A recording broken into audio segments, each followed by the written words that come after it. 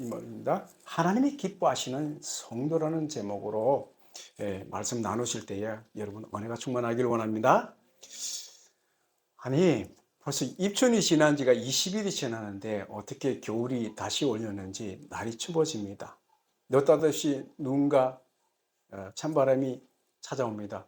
저 강원도에는 70cm 눈이 왔다고 합니다.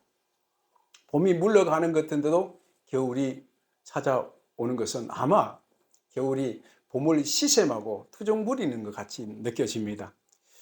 그렇습니다. 세상은 언제 변할지 모릅니다. 어떻게 변할지 사람은 몰라요.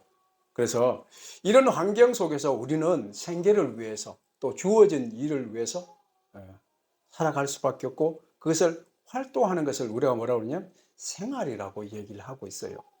이 생활 속에서 그 살아가는 방식이 있습니다.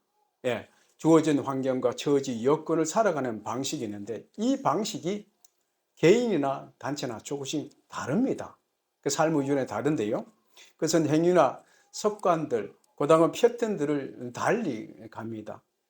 그래서 우리는 어떻습니까? 하나님을 믿는 사람들은 생활 패턴, 매뉴얼이 바로 오늘 읽으신 말씀 노마스예요.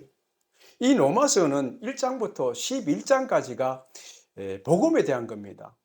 복음, 이신칭에 대한 복음에 대한 얘기고요. 오늘 읽은 12장부터 16장까지는 그리스도의 윤리, 우리 예수 믿는 사람들에 대한 윤리, 실천 강령을 말하고 있습니다. 그래서 앞부분에 보면 기독교의 핵심의 교리, 복음, 모든 것을 망라하고 있는 거고요. 지금 오늘 읽을 말씀에 성도가 행해야 될 생활의 윤리, 우리 믿는 사람들이 어떻게 살아야 됩니까? 라고 얘기하는 그것입니다. 우리 어떻게 살아야 됩니까? 국가에 대해서 어떻게 살고, 교회에 대해서 어떻게 살고, 이웃에 대해서 어떻게 살고, 그렇습니다. 세금을 내야 되나? 이런 모든 말씀이 로마서 12장에서 16장까지 펼쳐지다는 얘기입니다. 그 중에 오늘 우리가 그러면 하나님을 섬기는 사람, 하나님을 믿는 사람, 이걸 뭐라고 그러죠, 우리? 성도라고 얘기합니다. 믿는 사람, 성도. 성도라고 문자로 얘기하면 거룩한 무리들을 합니다. 거룩한 무리들. 성도는 하나님의 인류 계획 안에서, 하나님의 계획하신 바 안에서 부르심을 받은 사람들이 모여 있는 무리들. 그것을 우리는 성도라고 얘기를 하고 있습니다. 하나님의 큰 경륜과 계획 속에서 부르심을 받은 존재요, 인도하심을 받은 존재요. 그래서 우리는 그 하나님의 부르심에 순종을 해야 되는 겁니다. 내 임의대로 사는 것이 아니라 하나님께서 원하시고 하나님께 권면하시는 방식대로 우리는 살아야 하나님께 주신 온갖 은혜, 온갖 축복을 받을 수 있다는 사실입니다. 그래서 로마서 12장 1절에 다시 보시면 그러므로 형제들아 하고 얘기합니다. 그러므로 형제들아 합니다. 이 그러므로 형제들아 하는데 이 시작할 말이 그러므로 하는 얘기는 방금 내가 설명한 것이 11장까지 이루어진 우리 믿는 사람들의 복음에 대한 교리적인 얘기를 한 거고요. 이 교리적인 얘기들이 말씀들이 증거한다. 어떻게? 이런 은혜를 받았으니 우리가 택하심을 받았으니 죄로 말미암아 죄의 사망으로 죽을 수밖에 없는 우리를 구원해 준 하나님의 은혜, 은혜를 받았으니 우리는 이렇게 살아야 합니다라고 얘기를 하는 겁니다. 그래서 이를 받았으니 이렇게 살 수밖에 없다는 얘기도 할 수 있고요. 이렇게 살아야 한다는 메시지가 다른 사람에게 주는 것이 아닙니다. 구원을 받는 형제들, 그렇죠? 그러므로 형제들이라고 얘기합니다. 형제들은 우리가 공동체 지체 안에, 우리는 하나님 나라에 갔을 때 아무것도 없어요. 하나님의 백성된 형제들입니다. 그래서 공동체라고 얘기하죠. 믿음의 공동체. 그래서 형제들하고 하는 것입니다. 다시 말해서 우리가 구원을 받기 위해서 구원을 얻은 사람들, 이런 것을 받은 사람들이 반드시 해야 될 일이 뭔가, 또 이 얘기는 다른 말로 반대로 돌리면 구원받지 못한 사람들은 이것을 깨닫지 못하는 겁니다. 그래서 사도 바울이 내가 뭐요? 내가 하나님 모든 자비하심으로, 그렇습니다.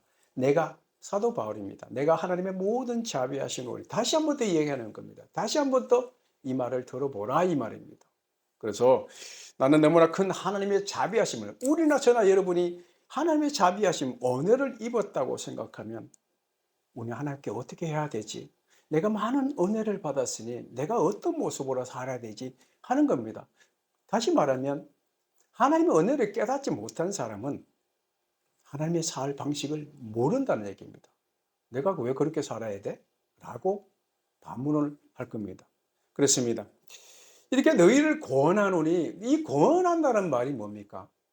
해도 되고 안 해도 되고, 네, 이렇게 들을 수가 있습니다. 명령은 아니지만 그러나 해도 되고 안 해도 되고 그런 것이 아닙니다. 듣는 사람의 의사를 존중해서 권한다는 겁니다. 해야 되는데 명령적으로 쓰지 않고 좀 하길 바란다는 권면의 말씀, 그것입니다. 우리가 하나님의 공동체, 사도 바울과 저나 여러분이 똑같은 형제 자매이기 때문에 아버지의 권한으로 명령하거나 강제적으로 하지 않고 좀 해줬으면 좋겠다는 권면의 말씀, 존중해서 순종했으면 좋겠다는 요구하는 말입니다. 그래서 너희 몸을 하나님의 기뻐하시는 산제사로 드리라. 엄청나는 말입니다. 산제사로 드리라. 아니, 사람들이 제사하면 어떻습니까? 불러 태우거나 하나님께 온전히 드리는 거잖아요. 살아있는 동물을 목숨을 제거하고 피를 빼고 각을 떠서 드리는 것을 우리는 제사라고 알고 있습니다. 제물이 첫째는 있어야 되잖아요.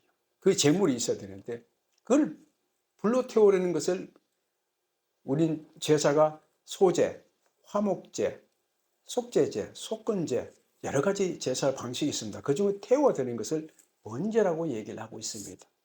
자, 우리 번제를 한번 생각해 보십시다. 이 번제가 어떻게 됩니까? 불로 태워드리는 겁니다. 불로 태우면 남는 게 없어요. 그 향기가 전부 위로 올라가요. 위는 하늘에 계신 하나님께 향하는 겁니다. 이걸 하나님께서 너들이 제물이 되어서 산제물이 되어서 예배를 드리라는 겁니다. 여러분, 어떻게 저 동물일처럼 내가 죽어서 저 번제단에 불로 태워서 하나님께 제사를 드릴 겁니까? 그런데 그 뒷말이 중요합니다. 뭐라고요? 산제물이 되어서. 산제물이 어떻습니까? 산제물은 살아서 부둥켜 움직일 텐데 산제물이 되는다는 건 구약 제사와 달리 예수 그리스도 주님께서 십자가에 대속해 주신 그 은혜를 입은 자, 그 은혜를 입은 자들이 온전히 순종하고 복종하고 하나님의 뜻에 헌신한다는 말씀인 것입니다.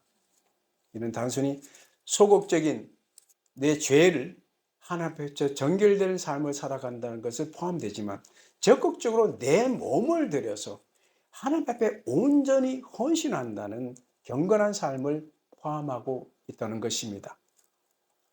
산제물 드림은 드렸다가 다시 받는 것이 아닙니다. 내가 살았으니 앞에서 이 예배당에 1시간 예배 드리고 와서 이제 드렸으니 나머지 6일 동안 내가 호랑망탕하게 내 멋대로 내 하고 싶은 대로 내 욕심대로 살아야 된다? 아니란 말씀입니다. 제물은 드리는 그 순간에 모두가 태워진다는 겁니다. 없어진다는 겁니다. 하늘로 상달된다는 겁니다. 그래서 우린 서원이라고 얘기했습니다. 나실인의 서원을 얘기할 수 있습니다.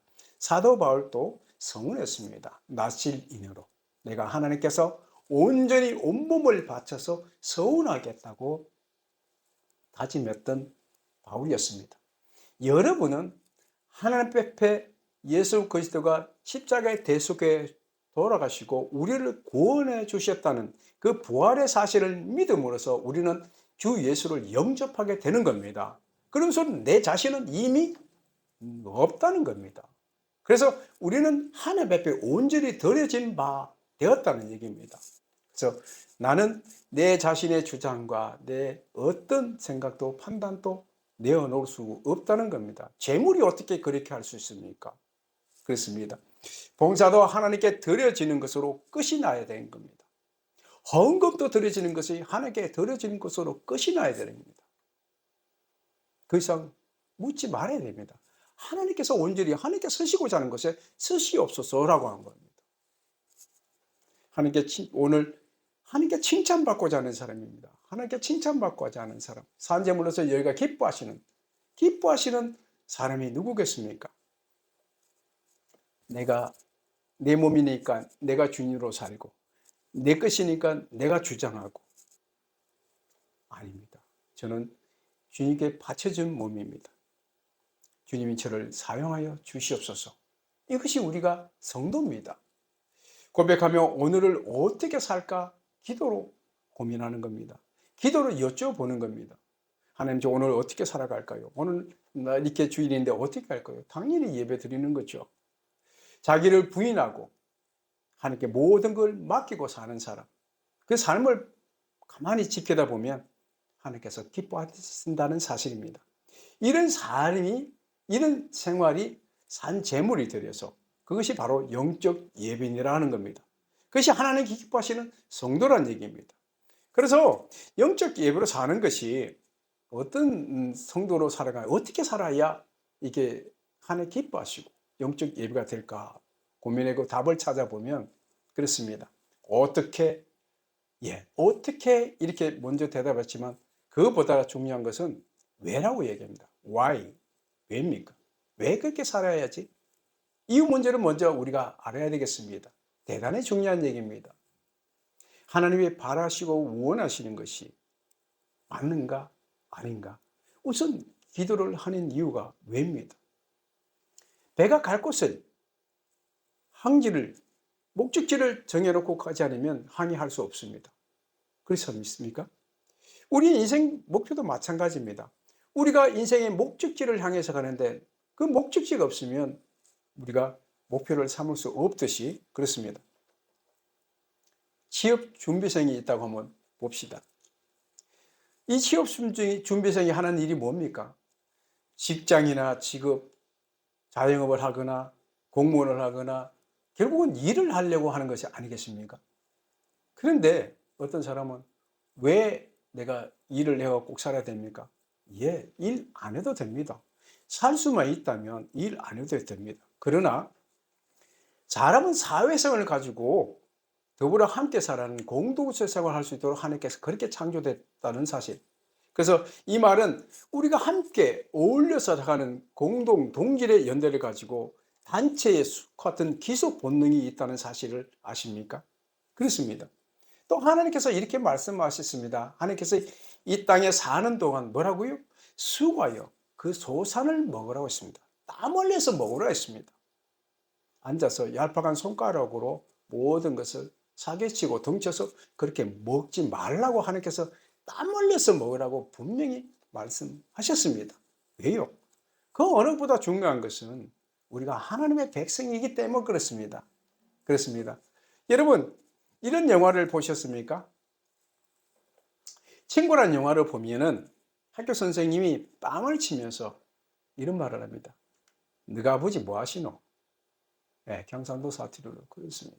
너가 아버지 뭐 하시노? 이 말에, 이 질문에 이면 속에 숨겨진 내용이 있습니다.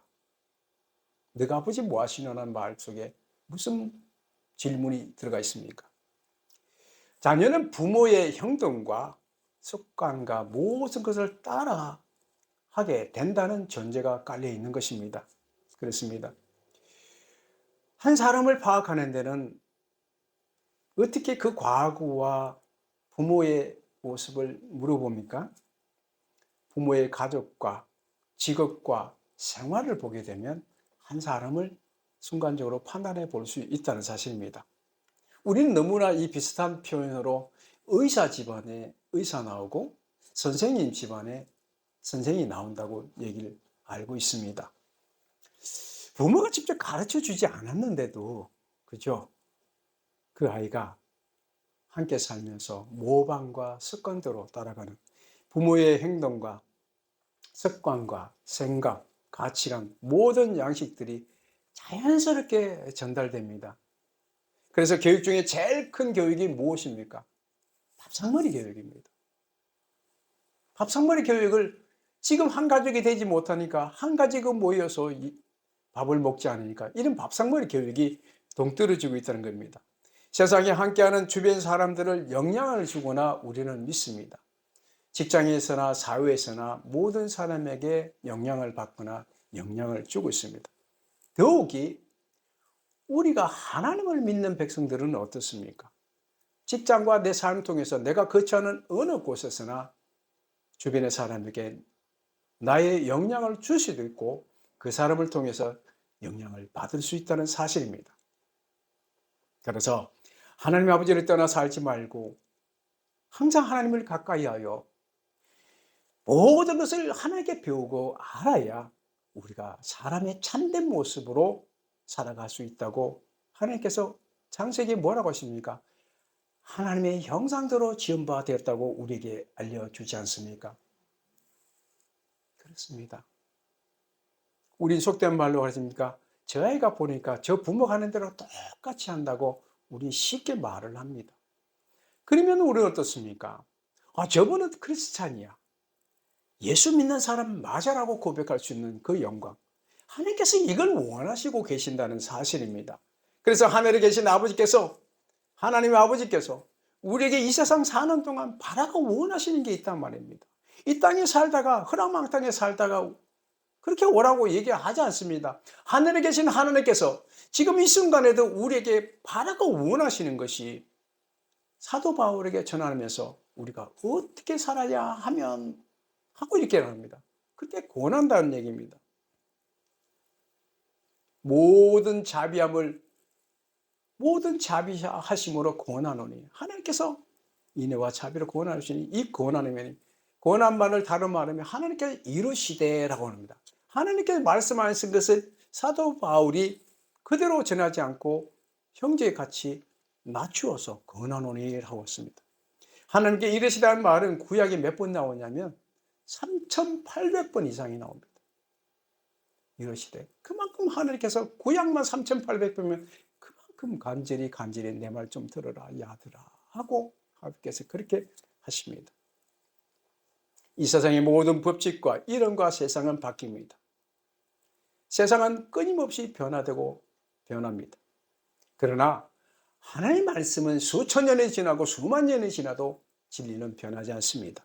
세상은 변하지도 않고 바꾸지도 않고 영원합니다. 오늘 디모데후서 3장 16절 같이 읽을까요? 시작. 모든 성경은 하나님의 감동으로 된 것으로 교훈과 책망과 바르게 함과 의로 교육하기에 유익하니 그렇습니다. 모든 성경의 말씀은 하나님의 감동을 우리에게 주셔서 그렇게 기록하고 진리를 가르쳐 주시면서 삶 가운데 잘못되는 것을 깨닫게 해 주셔서 잘못된 것을 바로 잡아서 의롭게 살고 하나님께 의롭게 착하게 살고 하나님께 원하시는 삶을 살도록 그 법을 가르쳐 준다는 말씀입니다. 우리 십계명을 보실까요? 십계명에 보면 1계명에 나 외에 다른 신을 두지 말고 우상을 만들지 말고 여호와의 이름을 망령되게 기르지 말라. 안식일을 거룩히 지켜라. 네 부모를 공경하라. 살인하지 말라. 간음하지 말라. 도둑질하지 말라. 거짓 증거하지 말라. 내 이웃이 이 집을 탐내지 말라 합니다. 잘 보십시오. 말라. 몇 번이요? 8번이나 합니다. 근데 하라는 얘기는 4계명과 5계명 2개밖에 없습니다. 여러분 관심 있게 봤으면 이 말을 알 텐데 왜 말라는 말은 8번이나 하면서 하란 말을 2번 할까요? 우리 모세 5경에 하라는 말과 하지 말라는 말을 613가지가 있다고 합니다. 1년 365일 인간의 뼈마디가 248개를 합쳐진 613가지가 하라, 말라로 얘기로 이 세상을 하나님께서 구별하는 겁니다. 근데 오늘 우주가 나왔지만 우리 아이가 나왔지만 이 아이에게는 자랄 때부터 말라, 아버지는 하지 마라는 겁니다. 이것은 율법적으로 영적 어린아이에게 하는 겁니다. 아직 미숙한 단계에 하나님을 알지 못한 자에게 이거 만지면 안 돼, 칼 만지면 안 돼, 이거만 안 돼, 말하는데 우리 언제까지 말라 소리를 들으시면 안 됩니다. 이제는 하지 말라는 얘기보다는 하라는 얘기입니다. 우리가 세상 살아갈 때 하나님께서 이 세상을 본받지 말라고 오늘 말씀 들으셨습니다. 이 세상 본받지 말라. 세상의 유행은 언제나 변하고 가치관이 변합니다. 유행 따라 살지 말고 철 따라 살지 말고 주님의 진리 변하지 말씀을 부여잡고 주님 길을 따라가라고, 그 세상 같이 따라가면 안 된다고 얘기하는 겁니다. 한 청년이 있었거든요. 세상 살아면서 이 30대, 20, 30대 청년들이 많이 방황합니다. 마찬가지로 영혼의 안식이 무엇인지, 삶의 방을 어떻게 살아야 될지 고민하는 사람들이 많습니다. 이 한 청년이 세상을 다니면서 마지막에 방황을 끝내고 한 골짜기에 자연인처럼 살아가기 위해서 마음을 먹고 자연 속으로 들어갔습니다. 그런데 이 청년의 은둔의 결심을 바꾸게 된 계기가 있었습니다. 그것은 복음의 횃불을 얘기를 들은 계기가 됐는데요. 그것은 선배의 한마디의 충고였습니다. 그 선배가 하는 말이 이런 말을 했습니다. 성경은 세상을 떠나라는 신앙이 아니라 성경은 세상 안에서 세상을 변화시키라는 말씀을 한다네 라고, 이 말을 듣는 청년이 언둔 생활을 던져버리고 세상에 나와서 담대하게 멋있게 살아가는 세상을 누려갔다는 사실입니다. 그렇습니다. 이 청년에게 이 말을 한 사람이 누구냐면 영국의 감리교 창시자인 존 웨슬리입니다. 이분이 민족을 구원하고 참된 안식과 젊은이에게 방향을 제시하는 존 웨슬리. 그렇습니다. 한 사람으로 말미암아 많은 민족과 많은 사람들에게 올바른 길, 인간의 참된 길을 인도하신 한 사람으로 말미암아 민족이 구원받고 세상이 구원받다는 사실입니다. 여러분, 그 자리에 서고 싶지 않습니까? 그렇습니다. 우리에게도 하나님께서 부탁하신 말씀이 있습니다. 2절 보시겠습니까? 너희 이 세대를 본받지 말고 오직 마음을 새롭게 하면서 변화를 받아 하나님께 선하시고 기뻐하시고 온전한 뜻이 무엇인지 분별하도록 하랍니다. 하나님께서 산재물이 되어서 영적 예배자로 사는 성도들에게 보여주는 영적 예배로 산재물 드려서 살아라는데, 여러분 세상 살기 쉽습니까? 만만치 않습니다. 어렵습니다. 세상은 여전히 변화되는데 세상 쫓아가기 바쁘고 그 따라가기도 바쁜 세상에 변화무쌍하고 유행을 따라가는 것이 상당히 민감합니다. 그렇다고 세상을 등지고 살아갈 수 없는 저희들입니다. 성도들입니다. 세상과 더불어 살아갈 수밖에 없는 저희들입니다. 마음을 새롭게 한다. 이 마음을 새롭게 변화받으라는데 주님을 알지 못한 때에 세상 속에 있던 저희들에게 주님이 찾아오셔서 그 근본 뿌리를 바꿔주시다는 겁니다. 뭘로요? 거룩한 성도로. 그랬습니다. 거룩한 성도는 세상에 오는 권력과 명예, 탐심, 지배욕, 세상의 모든 힘에 의지하는 이것을 내려놓으라. 자들아, 그거 내려놓으라고 아버지는 우리에게 말씀하고 있다는 사실입니다. 그런데 아버지가 그러면 난 뭐 할까요? 하나님의 선하시고 기뻐하시고 온전한 뜻이 어디에 있는 겁니까? 라고 물어봅니다. 오직 마음을 변화시키고 세상에 외적으로 보이는 찬란하고 외형적으로 보이는 그것이 아니라 마음의 중심을 바꾸라는 겁니다. 마음에 변화시켜서 선하시고 기뻐하시는 온전한 뜻을 살았는데 그 첫 번째가 무엇을 아십니까? 선하신 뜻입니다. 저와 여러분이 오늘 이 자리에 이렇게 온 것은 하나님께서 선하신 뜻으로 이 자리에 온 줄 믿습니다. 우연이 아닙니다. 하나님께서 계획하시고 예정한 때대로 온 겁니다. 아무나 이 자리에 앉을 수 없다는 사실입니다. 수억만금을 주고 어떤 방식으로 사람을 우리 속된 말로 꼬시고 유혹해서 이 자리에 앉혔다 칩시다. 하나님께 계획과 예정이 없으면 절대 이 자리에 앉을 수 없다는 사실입니다. 그렇습니다. 하나님께서 언혜와 경륜의 비밀을 갖고 있는 우리에게 이렇게 알게 하신 것입니다. 그래서 이 한마디로 하나님께서 우리에게 하시는 말씀이 곧 영원부터 우리 주 예수 그리스도 안에서 예정하신 뜻대로 하신 것, 이것이 하나님께서 선하시다는 얘기입니다. 저와 여러분을 창세전부터 일찍이 우주를 만들기 시부터 계획하시고 경륜 속에 우리를 품어주셨다는 사실, 선택받은 우리가 스스로 의로운 사람이 될 수 없다는 사실을 아시고 주 예수 그리스도 이 땅에 보내주셨으며 그 믿는 믿음만 가져도 우리가 어려운 사람으로 인정해 주셨다는 사실입니다.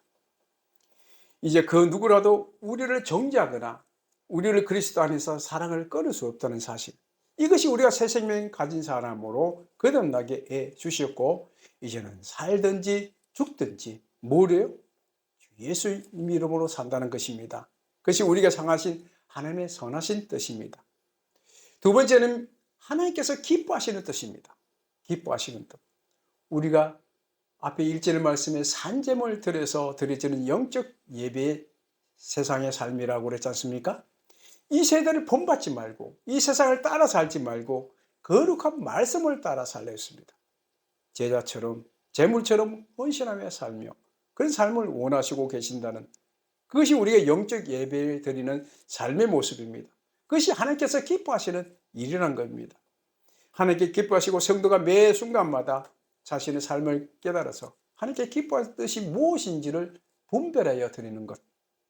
그래서 이것을 우리가 깨달았을 때에 세상의 어떤 유혹에 따르지 않고 이게 세상 살만 나는 세상, 그렇게 해서 그리스도의 향기가 내 품에 품음을 할 때에 진짜 하나님의 기쁨으로 살아간다는 사실, 건성건성으로 외식적으로 아무렇게 예배 드리는 그런 모습이 아니라 내 온 마음을 다하고 목숨을 다하고 뜻을 들여서 예배 드리는 순간순간마다 그 예배가 참된 예배가 되며 그 예배를 하나님께 진실로 기뻐 받으신다는 사실입니다.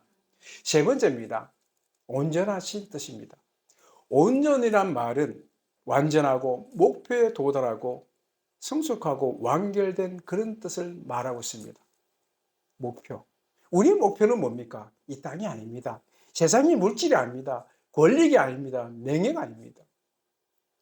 하나님의 뜻에 조금 더 부족함이 없도록, 흠이 전혀 없도록 그렇게 살아가는 모습, 그 뜻이 온전하다는 뜻입니다. 하나님께서 주신 온전하다는 뜻. 어떤 할머니가 오솔길로 걸어가던 중에 두 갈래길이 나타났어요.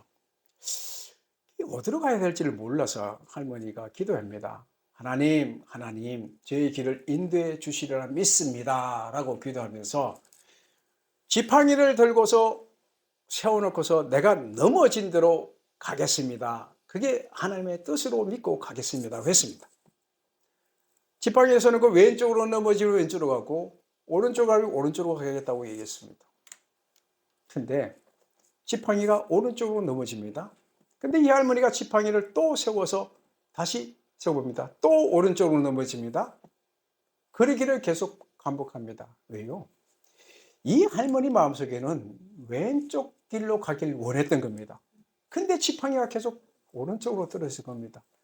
세우고 마지막에 왼쪽으로 넘어지니까 이 할머니가 하는 말이 역시 하나님이 왼쪽 길로 가게 인도하시는구나 하면서 왼쪽 길로 유유히 사라졌다는 얘기입니다.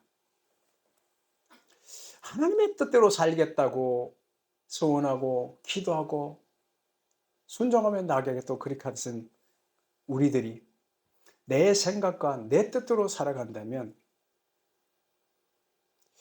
근데 나의 행동으로 살아간다면 그 모습이 하나님께서 기뻐하시고 온전한 뜻인지, 우리의 생각과 뜻은 온전하지 못할 뿐 아니라 허점투성이라는 사실입니다. 하나님 뜻은 완벽합니다. 그래서 우리가 이 세상 살면서 그 뜻을 따르기만 하면 어떻게 돼요? 확실한 성공적인 삶을 살 수 있습니다. 성리한 삶을 살게 될 줄 믿습니다. 바른 삶을 살게 될 줄 믿습니다. 거기에 살기에 충분하다는 얘기입니다. 오늘 말씀 읽은 디모데후서 4장 다시 한번 읽어볼까요? 모든 성경은 하나님의 감동으로 된 것으로 교훈과 책망과 바르게 함과 의로 교육하기에 유익하니 이는 하나님의 사람으로입니다. 우리는 하나님의 사람으로 세워지길 원합니다. 온전하게 하며 모든 선한 일을 행할 능력을 갖추게 함이라 했습니다. 그렇습니다. 하나님께 기뻐하는 성도의 삶은 이렇습니다. 하나님의 뜻이 무엇인지를 분별하고 그 뜻이 얼마나 좋은 것을 알고 그 뜻이 이루어지도록 기도하고 노력하며 살아야 한다는 것입니다. 지금 곧 겨울이 다가오는 것 같습니다. 겨울이 날이 더 추워지는 것 같고 착각할 정도로 겨울이 다가오는 것처럼 느껴질 때가 있습니다. 그런데 언제 입춘이 지나갔나 보니까 20일이 지나가더라고요. 자연 만물이 제일 먼저 알고 우리 집 마당에는 동백이 꽃을 활짝 피기 시작합니다. 나무잎은 동력을 바라보면서 아침에 밝은 태양을 바라보면서 날마다 푸른 잎사귀가 자라갑니다. 잠시 지나고 보면 주변의 사람들이 아마 푸르르고 먼 산인 갈색이 뜯은 게 푸르르 짙어질 겁니다. 우리 신앙도 이렇습니다. 아침 해를 바라봐야 한다고 얘기를 강조합니다. 왜요? 우리 하나님께 참빛이신 예수 그리스도, 그 예수님을 아침마다 말씀을 통해서 바라봐야 될 줄 믿습니다. 그래야만 날마다 새롭게 되는 은혜를 체험할 수 있습니다. 오늘 이 말씀 함께 읽고 말씀 마치겠습니다. 같이 읽겠습니다. 시편 143편 8절입니다. 시작. 아침에 나로 하여금 주의 인자한 말씀을 듣게 하소서. 내가 주로 의뢰함이니이다. 내가 단 읽기를 알게 하소서. 내가 내 영혼을 주께 드림이다. 아멘. 이런 생활이 저와 여러분 생활 되길 간절히 축원합니다. 아멘.